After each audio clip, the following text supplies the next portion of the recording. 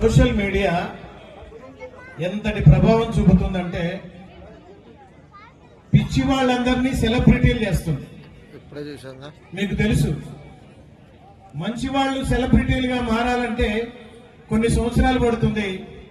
అది నేను ఇప్పటికీ సెలబ్రిటీ అనుకోను. 40 సంవత్సరాల పైగా ఈ మిమిక్రీ రంగంలో ఉన్నాను. ఎందుకంటే పిల్లల్ని సెల్ ఫోన్లు పట్టుకొని ఆ అమ్మాయిని ఫోటోలో బంధించాలి. వీళ్ళు ఈ ఫోటోలు తీసింది కాక వెళ్ళి వాళ్ళ క్లాసులో ఇంకా ఫ్రెండ్స్ కి చూపించి వాళ్ళ మనసు గాయపడేలా చేయటమే ఈ విధానం అంతా. ఎస్, ఒక హీరోయిన్ ఎవరు? నీకు నువ్వే. ఒక హీరో ఎవరు?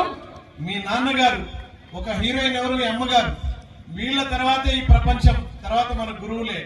వాళ్ళని ఫోటో తీసుకొని ఒక చిత్రంగా ఏర్పాటు చేసుకుంటే బాగుంటుంది. ఒక అంతను అంటున్నాడు మొన్న ఒక కవి, ఏమంటున్నాడంటే, నేను మా చెల్లి మా అక్క కబుర్లు చెప్పుకుంటున్నాం, మా అమ్మ పక్క నవ్వుతోంది, మా నాన్న కూడా అప్పుడప్పుడు నవ్వుతున్నాడు మేము చూసినప్పుడు, కాకపోతే ఆయన ఫోటోలో ఉన్నాడు. అర్థమైందా మీకు? ఫోటోలో ఉన్నాడంటే ఆయన పైకి వెళ్ళిపోయాడు పాపం. అంటే ఎంత అద్భుతమైన ఒక కవి చెప్పిన విధానం. సో దాన్ని ఉపయోగించుకుంటే నాలాగా ఒక మంచి ఆర్టిస్టు ప్రపంచానికి వెళ్ళి మిమిక్రీ చేసి అందరినీ నవ్విస్తాడు.